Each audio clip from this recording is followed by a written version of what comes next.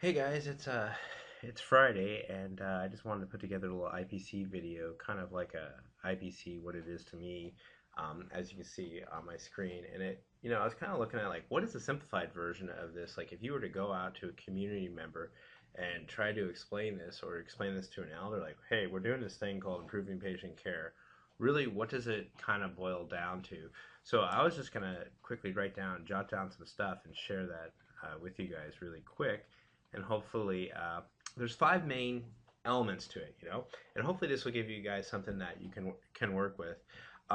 Basically, if I was to set up like an agenda or something that we were going to sit down with staff and kind of look at this, I would look at. Sorry, my cord's like wrapping around me.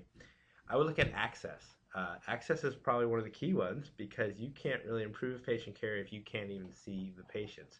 So one of the first things you're going to want to do is make sure that you're available. Make sure that you can get in and actually see the patients, and the patients can see you, and you guys can start working to improve healthcare. The second thing would all kind of, there's multiple things, but I'd say it really all falls into like continuity of care. There are a bunch of subgroups within this, but I say the main theory behind this is basically you got to develop a relationship with the patient, right? So if you know, like for example, I have a father and a stepfather. One is Mr. Proactive and goes out and does everything. The other one is completely just does whatever anyone tells him to do.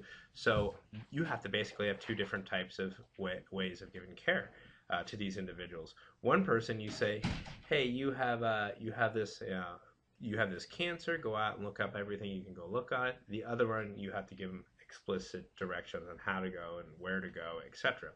So that's it. Develop a relationship with your patients, because it's more important to know what type of patient has disease rather than what kind of disease the patient has. And then that kind of fits into case management. If you guys are doing some good, proper care management or case management, you start developing these relationships. You're looking at like, hey, do we have a diabetic person or a diabetic team member that's kind of looking at all the diabetic patients and developing these relationships, knows who the stubborn ones are, knows who is really proactive.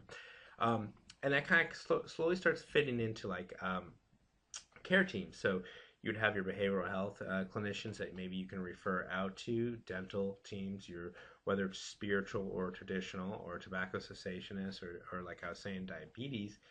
This is kind of like what the care that we're trying to like reach, or we're trying to get to.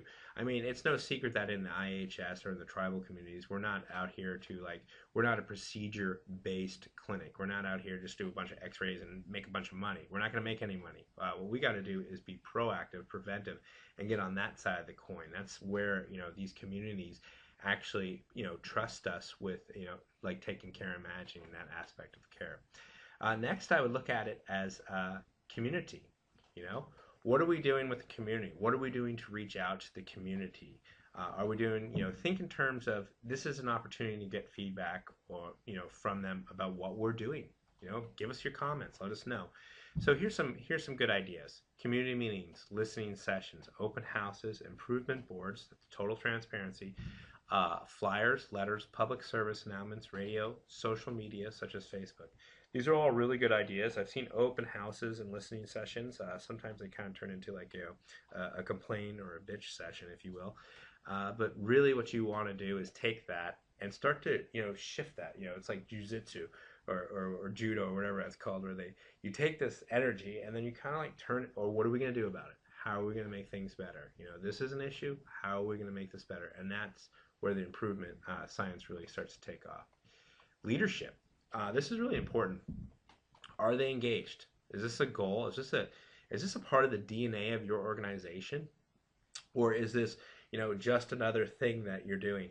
And I think this is really important. Like I've seen examples, and it might seem like it's just another thing that oh, everybody, all the nurses are all geared up for this thing called IPC.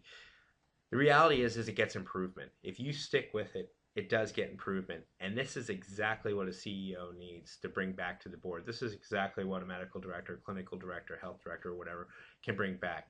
If you can go out, I can give you some examples. Like Kodiak Area Native Association had their leaders were very involved. These guys went out and they got 21 of their GIPR measures.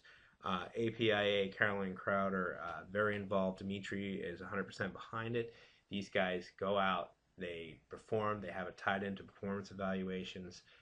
Hence, we get better care, and guess what? They love it because they can go back to the board and say, "Hey, look at board, look at what we're doing. We're taking care of our people. We're getting better at that. We went from screening at cancer from 30% to screening at 75% for colorectal cancer.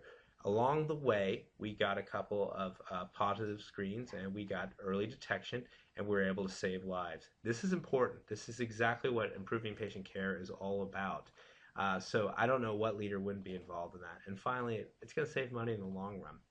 And last but not least is CIS. If you look at the state of Alaska, our clinical information systems are kind of horrible in a lot of ways. It's not that they're not bad, but it's the fact that the resources, their training, were so remote, and getting people, flying them in, thousands of dollars flying here and there to get this training. So it kind of makes it a little bit difficult. So with ANTHC, we're really partnering up and we're trying to get this out to everybody. What we want to do is create a curriculum. If we can videotape it just like this, we can share screens virtually. I can go in and troubleshoot your guys' screens. I can take control of it, vice versa. You can show me what's going on. I can show you how I do it on my screen. We can share, and what we got to do is start getting smart about these resources and learning how to break them out, and get where are the best practices, who are doing them, and how can we share, collaborate, and work together to make the health of the people of this state of better. That's what our whole goal is. So I'll be emailing this little slide deck or Word document out to you guys, and you guys can have this for this Word document for your agendas and your meetings. And I hope you enjoy this and this helps you out in the long run. Thanks. Oh yeah, I guess enjoy your weekend too, 3-day weekend.